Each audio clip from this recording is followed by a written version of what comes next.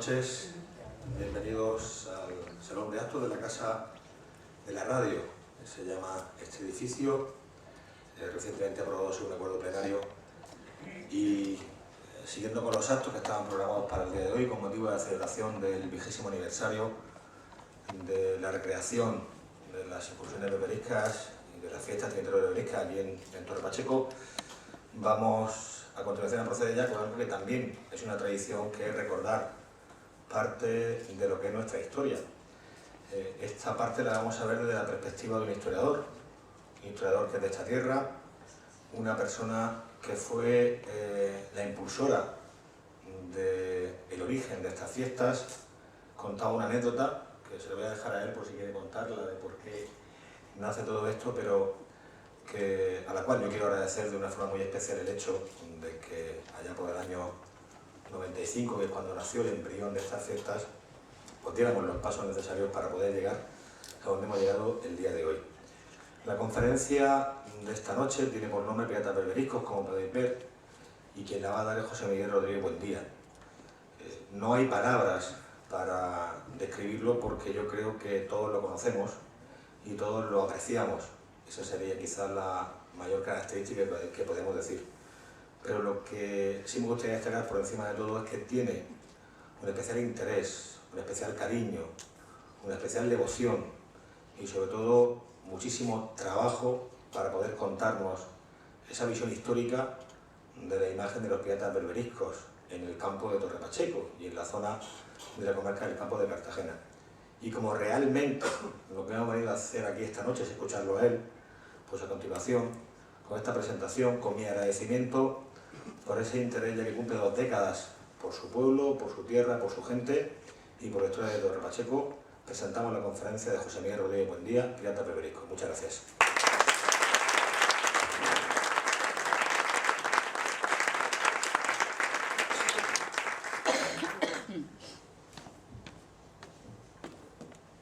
Muy bien, buenas noches y muchas gracias por haber venido.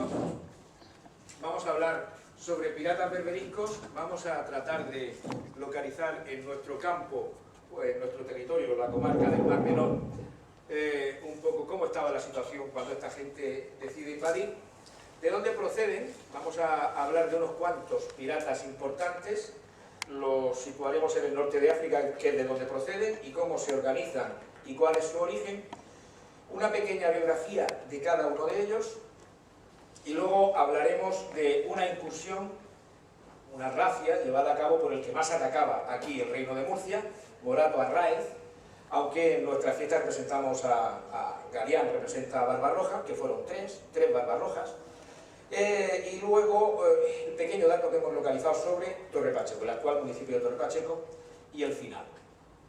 Bien, ¿cómo era la situación? Al reconquistar el resto de la península los reyes católicos, toda la península es cristiana, y el Mediterráneo se convierte en el siglo XVI en un mar en conflicto. Por un lado está el Islam y por otro lado la cristiandad. Los adalides de la cristiandad van a ser los reyes católicos, Carlos V o primero de España y Felipe II, por un lado, y por otro lado el Imperio Turco, que surge en el Mediterráneo oriental. El Imperio Turco en una rápida expansión, con los genízaros, muy crueles, y el sentido de yihad, de la religión. La religión es importante aquí, hay que luchar contra el infiel. ¿Cómo era el campo murciano? ¿Cómo era nuestro territorio? Hemos de hablar de que no había municipio, lógicamente. El campo murciano pertenecía desde la Rambla del Albujón a la ciudad de Murcia, al concejo de Murcia, que era el ayuntamiento de Murcia. De la Rambla del Albujón hacia Cartagena pertenecía al concejo de Cartagena. Por cierto, la ciudad de Cartagena tenía bastantes dificultades precisamente por los piratas berberiscos para ser poblado. Esa fue la causa del traslado de la sede del obispado a Murcia. ¿Qué territorios había aquí en nuestro campo? Aquí los tenemos. Aliadí o Aljadí. Bueno, el repartimiento se hace por los cristianos, por Alfonso X, desde 1268 a 1272.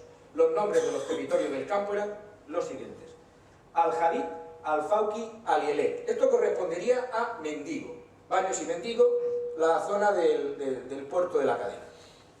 Anchilola de Plema, Benitorpina y Mutalá, los tres en Pacheco, el actual término municipal. Anchilola de Plema sería llanura plana, y gran parte de ella estaba por el centro del término municipal actual de Torre Pacheco, desde el Cabezo Gordo hacia los Alcázares. Benitorpina estaría situado en lo que es Torre Pacheco ahora, lo cual acredita que había una familia árabe llamada Torpina, aquí, residiendo aquí. Después de este periodo musulmán, el territorio de aquí estuvo casi 2 siglos despoblado, hasta que esta toponimia desaparece y aparece la toponimia cristiana. Mutalá sería la zona del Cimenado lindando con el Albujón, Jub Aben Salet, el Cimenado, Sorcat Apers, Sucina y Sorcat Pallarés, San Pedro del Pinatar. En Torre Pacheco, y resumiendo bastante, yo he localizado, o hemos localizado, 4 raales o cortijos musulmanes. Raal del Longo posiblemente sería Olla Morena, Raal Ersa Amnalaid, con mucha probabilidad el cortijo de Pedro Pacheco estaría al lado de la iglesia. Raal Benitorpina, muy posiblemente la casa de Fontes, probablemente, donde se han encontrado restos árabes romanos. Raal Aben Abdulaziz, probablemente la casa grande, antes de la Rambla de Santa Cruz o la Rambla de la Señora, en dirección al final. Aquí tenemos este trocito, lo decíamos el año pasado, de muro. El arquitecto, cuando derribaron la iglesia en 1971, decía que este muro era de una torre. Con bastante probabilidad sería, además no cuadra con el resto de la construcción de la iglesia, sería de la torre de Pedro Pacheco, y estaría situada aquí.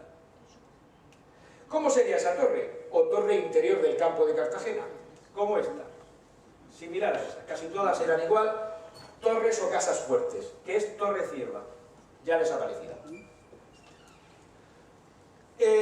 Se crea la milicia urbana. La milicia urbana son soldados de Murcia, Cartagena y Lorca que se organizan y se crean para defender a los moradores de la costa. No siempre están los soldados fabulosos de la Peña Tinglao, que son semejantes a los de Carlos V, o los mosqueteros de Felipe II. No, la milicia urbana se vestía como podía, llevaba las armas que podía, lanza algunos a caballo y siempre ballesta, nunca arco en Murcia. Se reunían a la señal de rebato. Sonaba la campana de la iglesia y se reunían todos, era peligro. La torre más alta era la de la iglesia de Santa Catalina, en Murcia. Y se reunían con el jurado, un jurado, una persona que era un jurado, a la cabeza con la seña, que era la bandera de la ciudad. Conservamos datos sobre las personas de Corbera y Balsá Pintada que pertenecían a esta milicia urbana. Aquí tenéis la iglesia de Corbera. También existía el alarde. El alarde era una reunión una vez al año o dos, en Cartagena se hacía el primer domingo de marzo, siempre, donde se reunían y presentaban las armas, los pobladores, los componentes de la milicia. De cada familia tenía que haber algún componente. Ya el rey, desde Vitoria, en 1200 y pico, manda que sean obligados los pobladores de las ciudades a acudir al campo a defender a los moradores de la costa. Los avisos de peligro se daban desde las torres costeras, desde estas torres costeras a las torres reinas de los lados o hacia el interior. Ahora después veremos un gráfico cómo se hacía desde la torre de Cartagena al Albujón, al puerto de la Cadena. Pero primeramente en la costa se establecieron guardas en los puntos más altos, en las Algamecas, en Portmán, en Portús. Aquí tenemos un mapa, un gráfico, de los lugares Cabo Tiñoso, Portús, Algamecas. Luego hablaremos de las Algamecas porque hay invasiones de hasta 1800 moros por las Algamecas de Cartagena. Cabezo de San Julián. En el Carmolí, en el monte Carmolí, también se instalan guardas, vigilantes, y posteriormente vendrán las torres. Las torres, durante el reinado de Carlos I se instalan 17 torres en el Mediterráneo. Y con Felipe II coge a un arquitecto, Antonelli, que es el que hace el proyecto de la mayoría de las torres. Aquí tenéis la torre de San Pedro del Pinatar, el plano, que estaba situada en la actual playa de la Torre Derribada. Se vino abajo porque estaba hecha con materiales muy deleznables y se vino abajo enseguida. Los restos de la torre pueden estar ahora dentro del mar. La playa es al llegar al puerto de San Pedro, a la izquierda, esa es la playa. No queda nada de ella. Y la torre de San Miguel del Estacio, tampoco queda nada de ella. Había torres en la costa de la Manga, en toda la costa, en la zona de Almería y de Málaga es impresionante, son gran cantidad de ellas y muy fuertes. Aquí en el Mar Menor había torres en la Manga, como hemos dicho, torres en la costa interior, como la Torre del Rame o la Torre del Negro, y torres interiores o privadas, como eran la de Torre Pacheco, Los Torreles, Torre Calín, Torre Blanca, Torre Mochuela. Torres o casas fuertes. Aquí tenemos la Torre de la Horadada, que es de la época de Felipe II, privada en la actualidad, muy bien conservada. La Torre del Rame, o del Rami en la época, de época árabe, llamada de Faraí el Ballestero. La Torre del Negro, de 1580 u 85, de la familia Giner, de Cartagena, en estado lamentable. Siempre tenían una bóveda a esa altura, yo la he visitado, está muy mal. Se accedía por el interior arriba y solían... El acceso a ella, aquí tiene la puerta por la parte de abajo, pero las otras torres, el acceso era a media altura. La Isla Grosa era una auténtica ladronera de corsarios. Por Cabo de Palos, la Cala del Pino, toda la costa de Cartagena, los corsarios podían vagar como si estuvieran en su casa. En 1590 los piratas ocupan la Torre de Cope. En el 19 de febrero de 1588 toman la Torre de la Encañizada. Había poca guarnición, bueno, no había ninguna. Se habían marchado todos a comprar comida y dejaron la torre desguarecida. Breve historia de la piratería beberisca en el Reino de Murcia. Desde la reconquista de Granada, los castellanos empiezan a tomar plazas o ciudades en el norte de África. De ahí viene el origen de Ceuta, Melilla, aunque Ceuta pertenecía a Portugal, Melilla, o el Peñón de Vélez de la Gomera, que todavía sigue siendo español. Los berberiscos eran fuertes sobre todo en Argel, y sobre todo a partir de 1516, con Oruk o Aruk Barbarroja. En 1502 hay un gran desembarco de turcos junto a la Rambla de Benipila. La Rambla de Benipila es la Rambla de Cartagena grande e inmensa que hay en dirección hacia Tentegorra. Por ahí hay un gran desembarco. En 1505 desembarcan también en San Ginés, cerca del Algar, y hacen 5 cautivos, entre ellos un monje. En 1513 los castellanos conquistan 2 fustas, 2 barcos de Musarra y Cairiz. La recompensa es 20.000 maravedís, que se reparten 56 cristianos que participaron. 1516 triunfa Barbarroja en Argel y rechazo a pagar el vasallaje a los reyes castellanos. Se niega. En 1528 hay una gran incursión de Barbarroja hasta Campo Nubla. Aquí lo tenéis, la ciudad de Cartagena y Campo Nubla, por aquí. En las Algamecas, que será por aquí, o quizá por aquí, creo que es por allá, habrá otra gran incursión. Esto produce un envío de numerosos soldados del Concejo de Murcia. En 1534 por amenaza de Barbarroja y del judío. Conservamos, como hemos dicho, los datos de Balsapintada y de Corbera. En 1534, amenaza de 24 barcos, en el 36, 27 barcos. A mediados de julio, las guardas de las Algamecas descubren 20 galeras, 20 barcos. Aquí tenéis la Algameca chica. Son como fiordos, como entrantes en la tierra. Está la Algameca grande, que estaría por aquí, que es militar, no tiene acceso, pero esta se puede visitar. Por ahí entraron. En 1541, más cautivos en el rincón de San Ginés. Visita de Carlos V a Cartagena después de un fracaso en Argel. Carlos V intentó por todos los medios vencer a los berberiscos, pero no lo consiguió del todo. Aquí tenéis la representación de cómo se comunicaban las torres. Castillo de Cartagena, Torre del Albujón, Castillo del Puerto de la Cadena, hasta la Torre de Santa Catalina. Se daba el aviso y partía la milicia. Con fuego, de noche, con humos de día. En 1561 desembarcan 1.800 turcos, 1.800 en las Algamecas. Las guardas los divisan y gracias al Marqués de los Vélez y a los vecinos de la ciudad logran detenerlos. Aquí tendríamos la ciudad de Cartagena, las 2 Algamecas, la chica, que es la que hemos visto en la foto, y la grande. En 1573, el alcaide de la ciudad de Cartagena es capturado, el licenciado Monreal, en La Manga. Podías estar tranquilamente en las costas y te podían venir los moros perfectamente, llevarte. Hay un caso en Almería, donde 300 moros en San Juan de Terreros desembarcan, no, en Lorca desembarcan y solamente cautivan a un niño que estaba cogiendo uvas. Se llevan al niño y en San Juan de los Terreros embarranca la nave. Bajan 300 moros a las costas y eso fue, bueno, a la caza del moro. Todos los almerienses a por ellos, a ver quién pillaba 1 o 2, se lo quedaba como esclavo, le quitaban las armas y allí quedó el niño, que lo encontró alguien, el niño que estaba cogiendo uvas llorando. En 1584 desembarcan 300 turcos en Calblanque y hacen una correría hasta Alumbres, la iglesia de Alumbres, y reembarcan en el Gorgueyo. Estos lugares es curioso visitarlos y recordar estos momentos, estar ahí en las playas, estar bañándote y pensar que hace 400 años te podía pasar eso, esto. Aún en el siglo XVIII, en 1759, hay un embarrancamiento de una nave corsaria al final de la Manga. Esta es la última bola de la Manga. Los habitantes de San Pedro del Pinatar, al toque de rebato de la campana, se reúnen, se reparten pólvora y balas y van a por ellos, a por los berberiscos. 1759, como bien que dice, no hace mucho. Hacía un día de viento, lluvia, agua fortísima y los habitantes de San Pedro, con el agua hasta el pecho, logran apresar hasta 15 moros, que son trasladados a la ciudad de Cartagena. Conservamos lo que se gastaron los pobladores de San Pedro, y es curioso, en la comida por el traslado de los moros a Cartagena. Un jamón, 10 libras de tocino, longaniza, morcilla, 6 pares de gallinas, pichones, huevo, manteca, un cabrito y un carnero, por un total de más de 2.800 reales. Una barbaridad.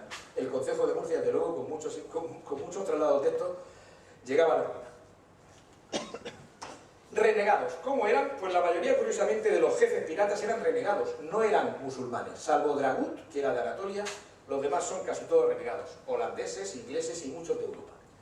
El renegado es una persona que abandona su religión, se convierte al Islam por varios motivos. Por cautiverio, porque es cautivo y quiere cambiar y mejorar su condición, o por mejorar económicamente, pero desde luego no por auténtica convicción. Muchos piratas, como hemos dicho, fueron renegados. Táctica, siempre el factor sorpresa, desde una ensenada, un cabo, una isla, la isla Grosa, y al abordaje, para no estropear la mercancía, no estropear ni lo que llevaban los barcos de los cristianos, ni a las personas, pero al abordaje, utilizando arma blanca, cuchillo, sable o cimitarra. A partir del siglo XV, los barcos ya llevan culebrinas o arcabuces, artillería. Tipos de barcos. La galera era el barco más usado, y la galera era el que medía la potencia de una armada. Era una nave de unos 40 metros de eslora, 24 o 28 bancos. El banco era donde estaban atados los galeotes, con 2 o 3 remos. El galeote lleva una argolla, unos grilletes en un pie y el otro apoyado en el banco de adelante. La capacidad de carga podía estar completamente artillada, la galera. Aquí tenéis una catalana y 2 barcos más pequeños. La galeaza, el auténtico portaaviones de la época, más de 100 metros. En la batalla de Lepanto, por el bando cristiano, había unas 200 galeras y solo 6 galeazas. Auténtica fortaleza naval, torpe de maniobra. La galeota, de unos 20 metros, con solo 2 remos por banco. Y eran las 2 preferidas de los piratas que atacaban nuestras costas, eran la fusta y el bergantín. La fusta de unos 20 metros y el bergantín más pequeño, de unos 13 metros. Y la fragata de unos 10, que era un pequeño barco de cabotaje. Algunos piratas, pues hemos seleccionado algunos. Kurdogli, 1518, Aruk u Oruk. Los árabes no utilizan mucho las vocales, por eso a veces los nombres son muy raros. A la hora de transcribirlo puede ser Oruk, Aruk, Alus. El primero de los Barbarroja. Kereidín o Kereidín, el segundo que llega casi a hacer pequeño al primer Barbarroja. Isaac, hermano de ellos. Pietro López, cachidiablo, que era un renegado. Dragut, sí auténtico musulmán. Occhiali, italiano. Morato Arraez, albanés. Caracasán, Ahmed el Karim, Scanner Corso y 2 holandeses, Simon Dowser o Jans. Los grandes piratas o corsarios. Aruk. Aruk era hijo de un alfarero de Mitilene, la antigua isla de Lesbos. A los 20 años escapa viendo el futuro negro de ser alfarero y dice: yo no quiero ser alfarero, me voy a ser pirata. Estuvo 2 años atado a un remo como galeote. Según la leyenda, se cortó él mismo con un cuchillo el talón para sacarse el grillete y escapar. El sultán le dio mando de una galeota a cambio de un tanto por ciento. Desertó inmediatamente con su tripulación y fue a recoger a sus hermanos. Y se viene a Berberia, norte de África, Argelia, a establecer su reino. En Túnez acordó un porcentaje con el rey, porcentaje que iría bajando poco a poco, mientras él se hacía fuerte. Convirtió la costa de Túnez en un auténtico nido de corsarios. Y desde 1506 hay conexión entre los berberiscos y la armada turca. Apogeo y muerte de Arup. En 1510, el rey de Túnez, ante un posible ataque de españoles, ofrece a Arup el gobierno de la isla de Yerba. Yerba tiene unos 500 kilómetros cuadrados, algo así como 2 veces y media el territorio actual del término municipal de Torre Pacheco. Él ya se sentía bien, hijo de un alfarero, y siendo el gobernador de un territorio, aunque fuera 500 kilómetros cuadrados. En 1512 atacó Bujía. A su vuelta se instaló en Túnez, dejando la flota en un puerto que se llama La Goleta, del norte de África, al mando de su hermano Khedive. Andrea Doria, un veneciano muy famoso y muy potente, se dirige con 12 barcos a La Goleta. Khedive es consciente de su inferioridad y barrena sus barcos y huye. Al enterarse Orup, se cabrea mucho con su hermano Khedive. Khedive no se le ocurre otra cosa que decir: me voy a trabajar todo el invierno para reconstruir al menos 3 barcos. Así lo hace, y Orup, cuando se da cuenta, lo perdona y se reconcilia. En 1516 muere Fernando el Católico, y es Carlos I de España o V de Alemania el que coge el reinado en España, el emperador. Algunos notables, Barbarroja va a Argel, asesina al caudillo, y algunos notables de la ciudad se oponen a ello. A Orup no se le ocurre otra cosa que el viernes, cuando es el día de la mezquita, meterse a la mezquita y degollar a 20. Ya nadie se le opuso. En 1518 Carlos I mandó 10.000 soldados veteranos. No podía con él Carlos I o Carlos V, no podía con él. Manda 10.000 soldados veteranos para acabar con él. Los españoles sitiaron la ciudad. Arup escapó por el boquete del muro, junto a Ahmed el Kadí, su lugarteniente. Los españoles lo persiguen y Arup, eran unos piratas, deciden dar la orden de que tiren las joyas, el oro y la plata al suelo, para que los españoles que lo persiguen se paren a recoger el oro. No les sale bien la estratagema, a los españoles les daba tiempo a recoger el oro o lo dejaban, pero lo pillan. El alférez García de Tineo logra establecer un mano a mano, una lucha cuerpo a cuerpo con el pirata, y lo hiere mortalmente con una pica. Ahmed el Kadí escapó. Esto le sirvió al alférez García de Tineo para que en su escudo de armas esté reflejado esa victoria contra Barbarroja. Igual que a otro capitán que rinde una fortaleza español, lo ahorcan, simplemente lo ahorcan por rendirse. Khedive, el segundo hermano, empequeñeció a su primer hermano. Era alto, fornido, pelo castaño, barba, cejas y pestañas muy pobladas, y con una mirada seria y majestuosa que imponía un tremendo temor en su presencia. Además contaba con el respeto del resto de los piratas.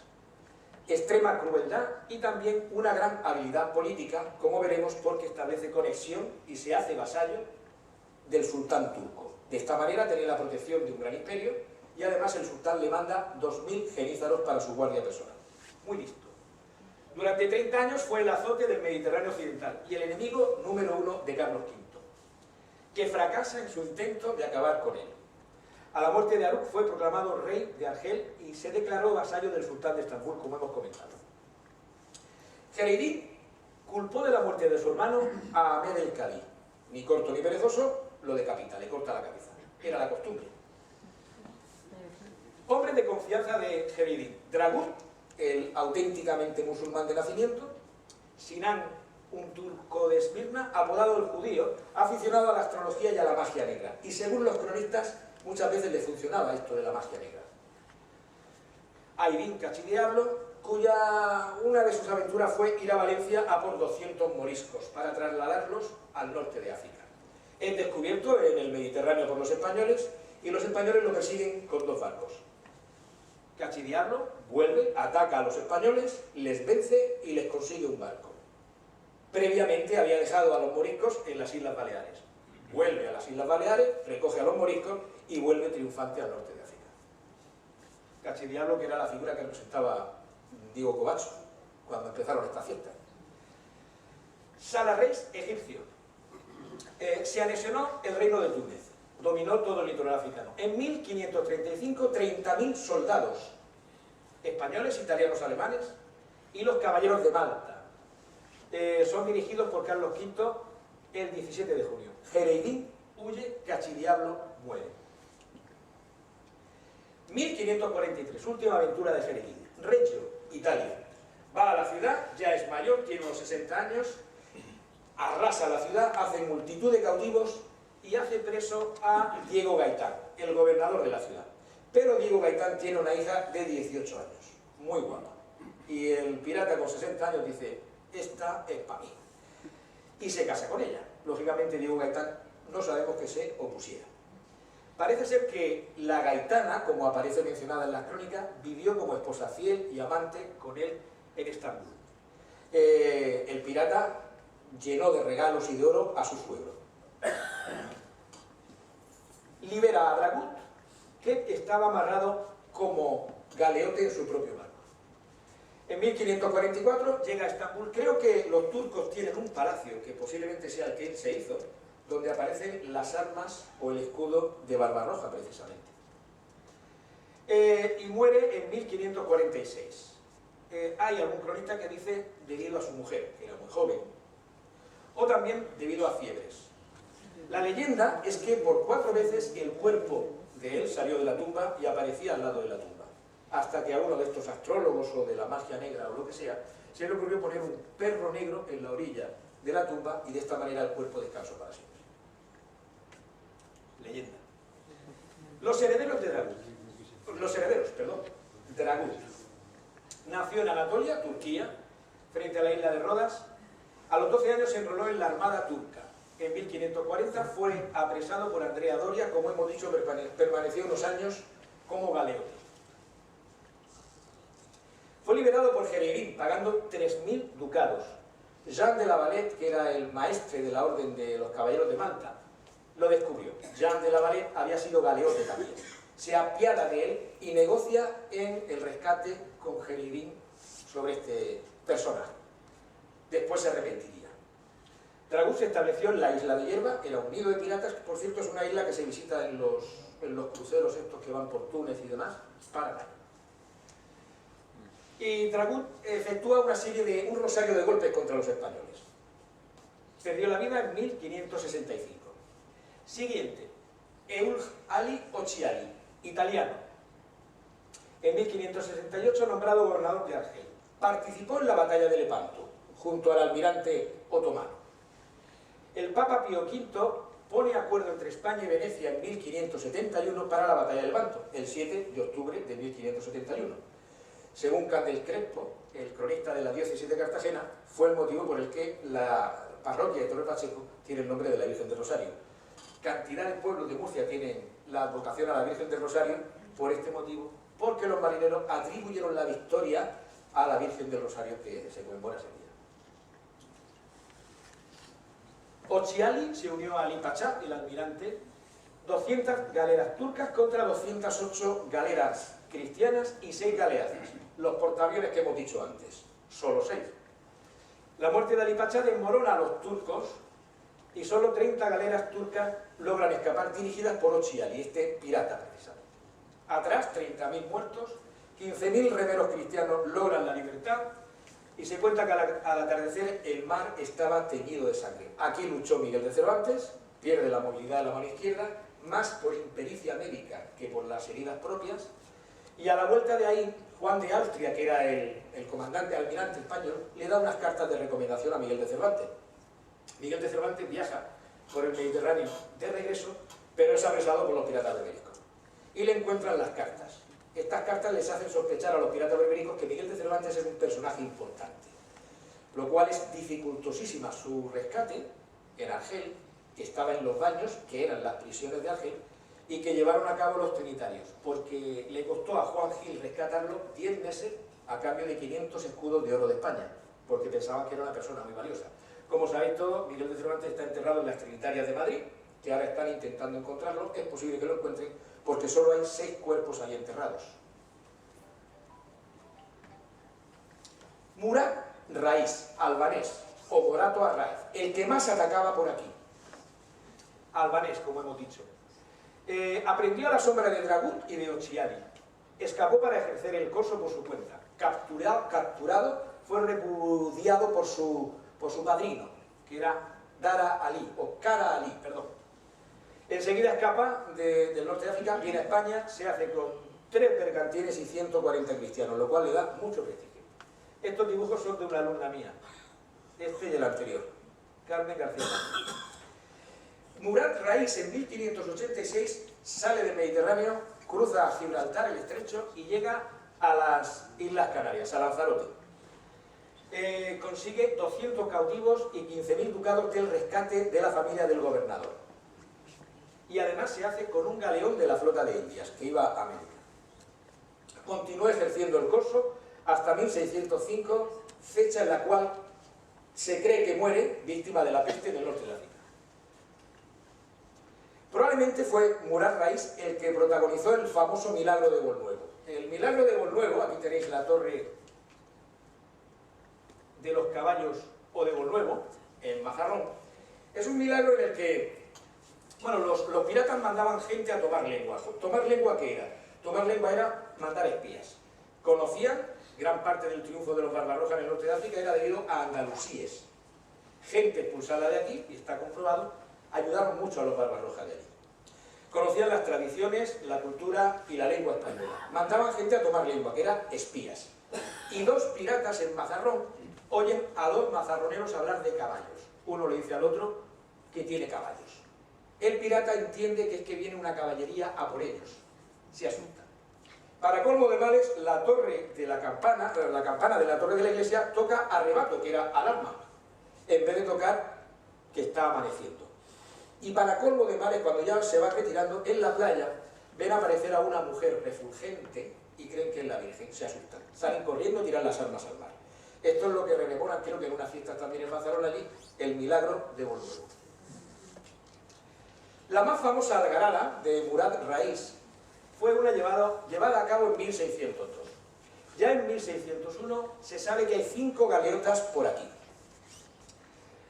Atacan Callosa y se trasladan a la Isla Grosa, como no, para preparar el ataque al Algar.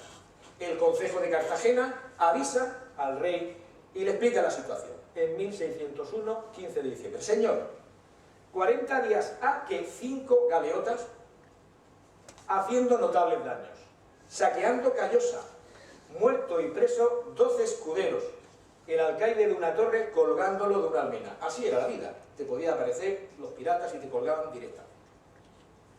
Aquí tenéis el mapa del campo de Cartagena. Murat Rais, o Morato Arraiz, empezaría por aquí, Águilas, actual Águilas, la torre de Cope, antiguamente perteneciente a Lorca, recorrería Mazarrón, La Zoya y llegaría a Cartagena. En Cartagena hacen una negociación en Escombreras, Alafia se llama eso, negociación para tratar de que paguen los cristianos el rescate ya aquí, en vez de hacerlo allí, y se ahorraban el viaje. Llegará Morato Arraiz a Escombreras, Cabo de Palos, y luego lo veremos con más detalle. El Galán, la playa del Galán. Existía el apoyo de los moriscos, como hemos dicho, y la expedición de 1601 se supo gracias a 2 moriscos valencianos que avisan a los piratas. El rey argelino envió en 1602 a sus piratas también para tomar lengua. Llegada de Morato, agosto de 1602. Como se sabía que estaba por aquí, el corregidor de Cartagena pide a los regidores murcianos, a los concejales de Murcia, que establecieran una posta en el Jimenado. Aquí tenemos la venta del Jimenado. Detrás de este edificio hay una balsa árabe o musulmana o romana antigua. Posiblemente fuera el lugar de la venta del aljimenado medieval. Al final la posta no fue puesta aquí, sino fue puesta en la Torre de la Arraiz. Torre árabe a la altura de los Martínez del Puerto. La última foto nueva que estuvimos haciendo mi mujer y yo, Alicia, recorriendo todo el campo, no nos sale bien porque ya la han tapado. La han tapado, es una torre que puede tener 800 años. Aquí se reunían los representantes de la Mesta, los ganaderos, para hablar de sus tratos en el campo de Cartagena, en esta torre, a la altura de los Martínez del Puerto. De Murcia mandan 300 soldados de la milicia a la cual nos hemos referido antes. Cae la Torre de Cope. Aquí tenéis la Torre de Cope, que es otro lugar que se puede visitar. La torre está restaurada al lado de Calabardina y un peñón precioso. Cope, el peñón de Cope, a la derecha. Antiguamente pertenecía a Lorca, ahora pertenece a Águilas. El 11 de agosto Morato aparece frente a Cope. También quería tomar lengua, ver cómo estaban las cosas. El lunes siguiente se produjo el desastre. Dos capitanes de la familia de Ureta, de Lorca, que se habían adelantado a la Torre de Cope con unos cuantos hombres, son sorprendidos por 1000 moros. Hay una pequeña refriega, mueren 6 hombres, los dos regidores, los dos capitanes de Lorca tienen que recluirse en la torre, donde hay ya 56 o 60 personas. Hay dos versiones. Se recluyen ahí, los moros los capturan, se llevan la pólvora, las balas y la artillería que hay en la torre y le pegan fuego. Y se llevan a las 60 personas con los dos capitanes a sus barcos. Al día siguiente Morato va a Cartagena y atracan Escombreras. Aquí tenéis Escombreras en la actualidad. Y empieza la alafia, negociación. Ya que estoy aquí voy a ver si hago un negocio, ¿para qué me lo voy a llevar allí? No hay acuerdo. Son valorados, Morato valora a los dos capitanes por 1000 ducados y al resto del personal por 700 o 800. No hay acuerdo. Al final solo liberan 5. Pero de este barco, de estos barcos, escapan 2 galeotes y comunican al corregidor de Cartagena que Morato necesita agua dulce. Esto es curioso lo que viene ahora. Necesita agua dulce. Y ellos sabían dónde podían hacer aguada, que se llamaba. Igual que podían hacer aguada, recoger agua dulce en el manantial de Cope, conocerían el manantial de los Velones, pero en la Manga se podía recoger agua dulce. Y era en unas pozas. Yo no sé si Alfonso Barre, que conocía esto, lo ha oído. A mí, ¿sí? Lo he hecho, digo. ¿Sí? A mí me comentaba un pescador de los Alcázares que había oído que se podía recoger agua dulce. Hacían unas pozas y con sársolas, con los cazos estos de recoger los garbanzos en la tienda, sacaban el agua blanca, dulce.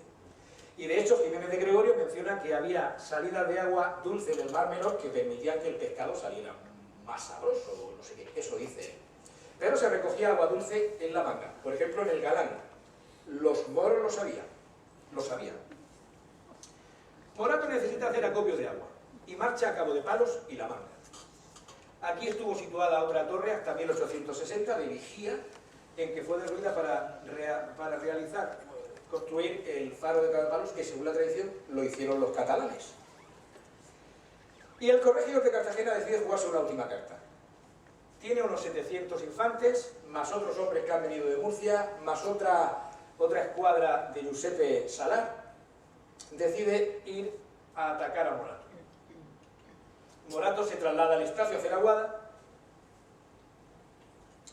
Morato cuenta con 10 hombres o 11 barcos y 2000 hombres. Los argelinos se apostaron en las amoladeras, pero son descubiertos y tienen que recluirse hacia sus barcos y marchan al Galán a recoger agua. Aquí tenéis la playa del Galán en la actualidad, en el Mar Menor. Los murcianos llegan por la zona de la Marina, los sorprenden y les atacan. Y les obligan a huir, dejándose Morato algunos barriles llenos de agua en el Galán.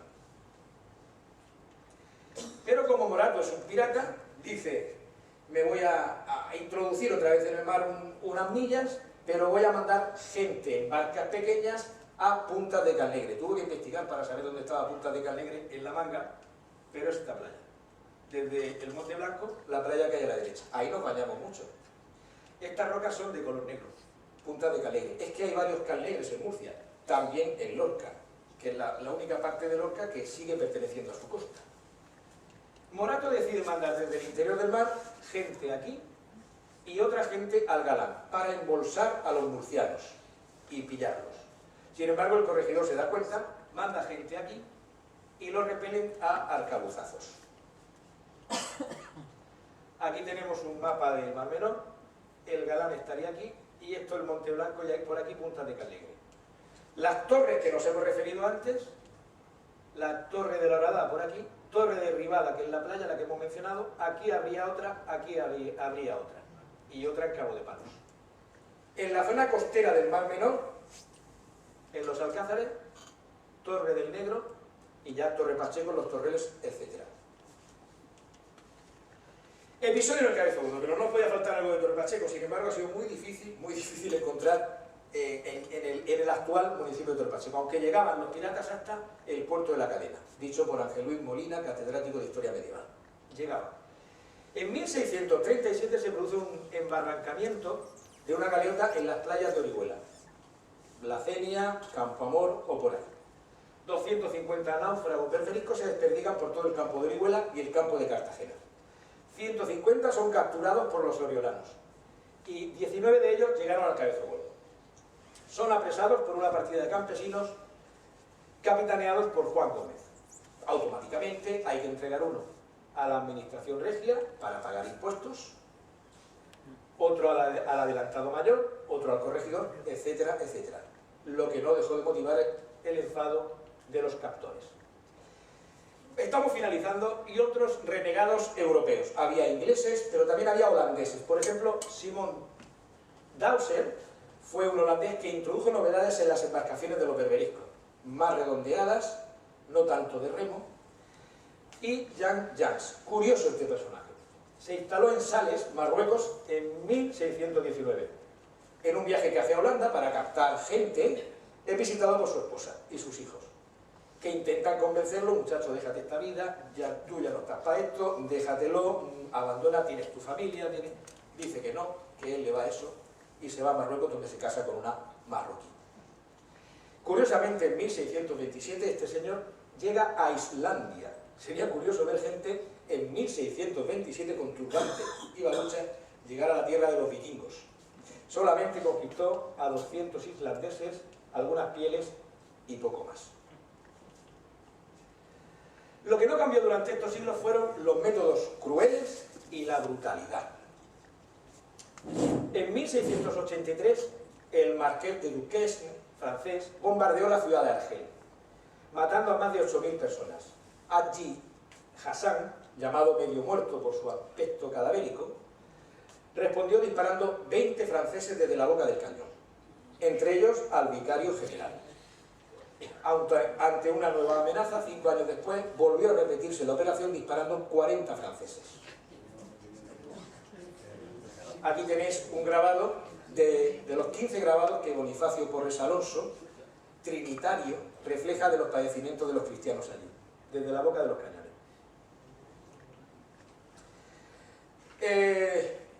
La piratería dura hasta 1820 aproximadamente, lógicamente desciende paulatinamente, poco a poco. Estados Unidos aparece en el siglo XIX ya como una gran potencia, y ayudó a gritar a España, Cuba y Filipinas, y no puede aceptar las actividades de chantaje de los berberiscos. Esto hace que en 1805 Estados Unidos bombardea Trípoli, sometiendo al bey o gobernador a sus condiciones. Inglaterra, que siempre está en todo, en 1816 destruye la flota de Argel. Y Francia, en 1820, atacó la ciudad y tras 2 meses de asedio vence y exilia a los dirigentes de la ciudad. Francia comienza de esta manera su periodo colonial sobre Argel y su territorio, que se llamaría Argelia. Y hasta aquí. Muchas gracias.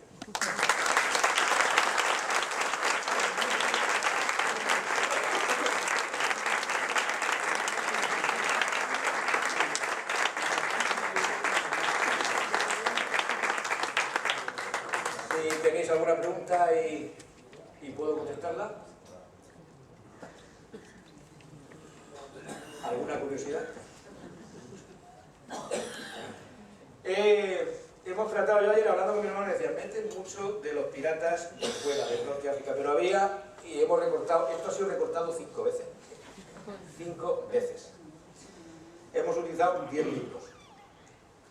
Y la dificultad estriba en decir, bueno, vamos a leerlo todo, a ver qué es lo que puede interesar, hay que darle contenido, y luego vamos a tratar de no dejarnos nada importante en el bote. Y eso ha costado mucho trabajo. Y hemos tenido que, después de la redacción del resumen de 10 libros, Isa Rodríguez, mi prima, le salían 27 folios. Una barbaridad. Había que pegar 4 cortes después.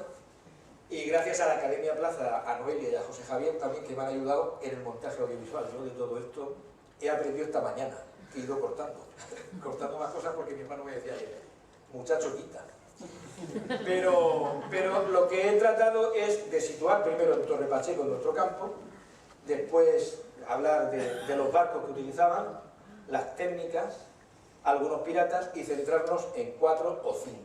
Algunos, Dragut, por ejemplo, que ya empezó con Covacho hace 20 años, había que mencionar algo.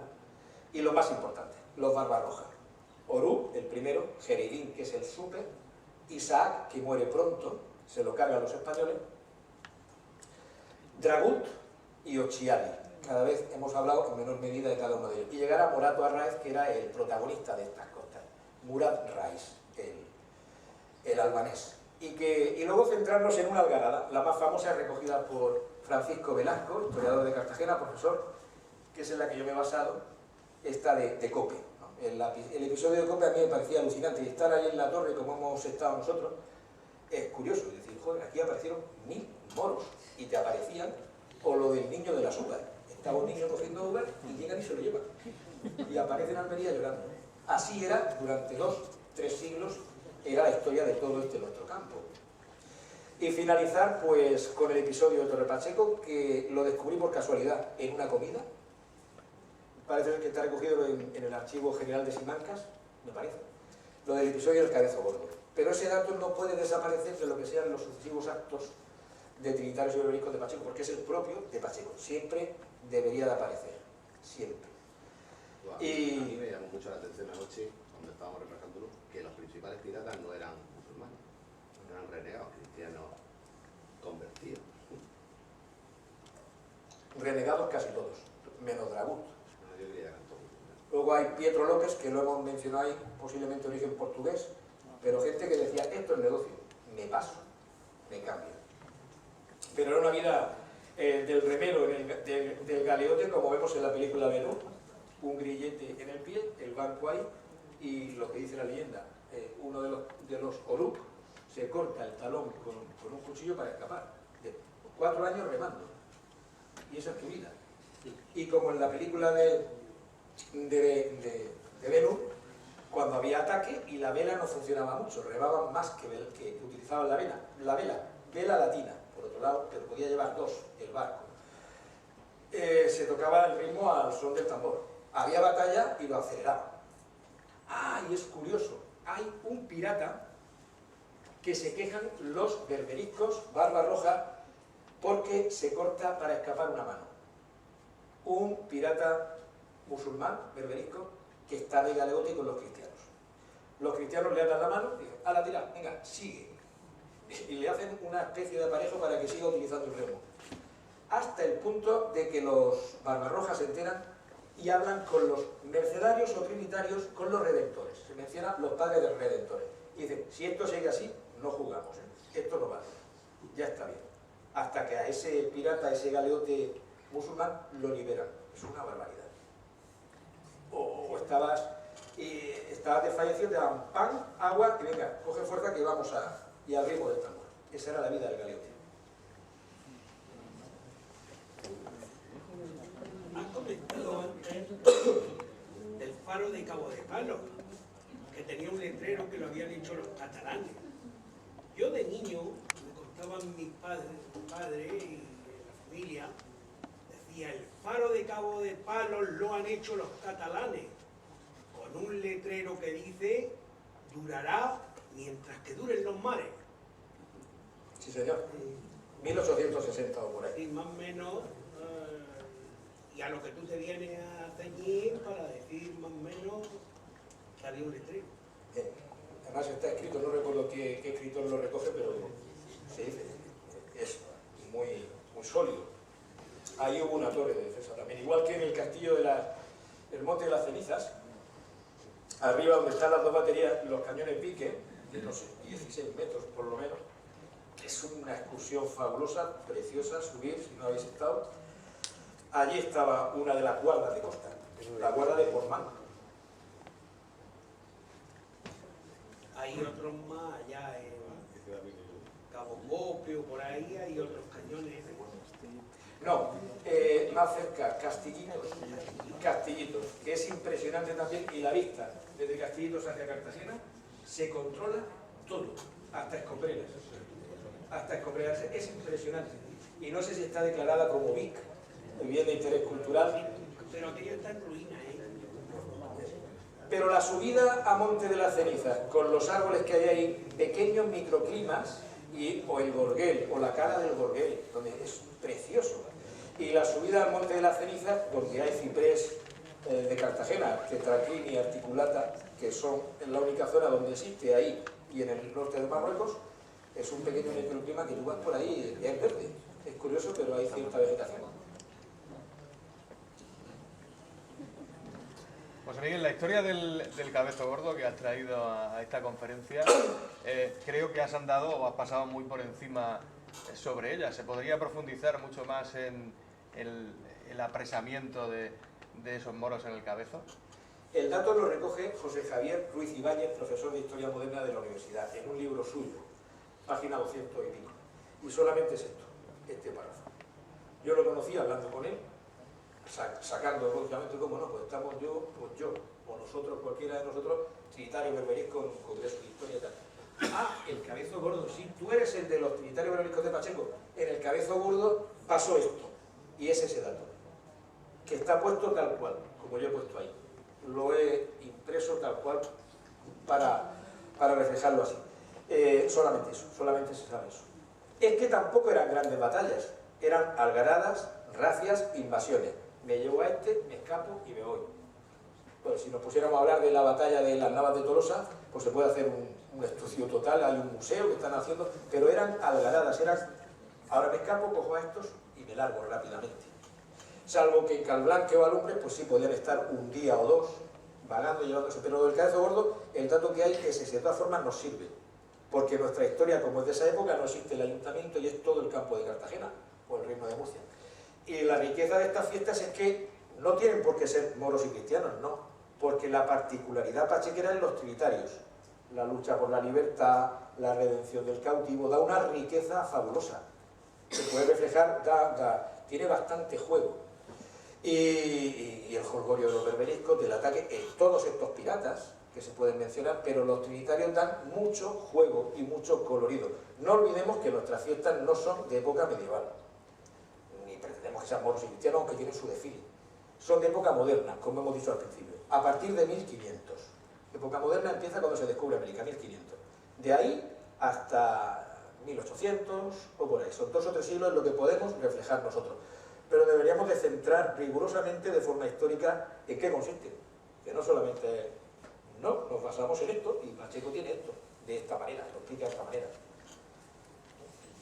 Y luego el bando trinitario, los berberiscos pueden hacer alusión a cada uno de los piratas, sobre todo Morato Arraez es el más importante, el dato del cabezo gordo, y los trinitarios, el bando trinitario, tiene los soldados del rey, los de Carlos I, los mosqueteros de Felipe II, los frailes que dan ese colorido monacal, espiritual, las antorchas, la cruz, los 2 tipos de cruces, la calzada y la descalza, y luego los campesinos, las belqueras, da mucha riqueza, yo creo.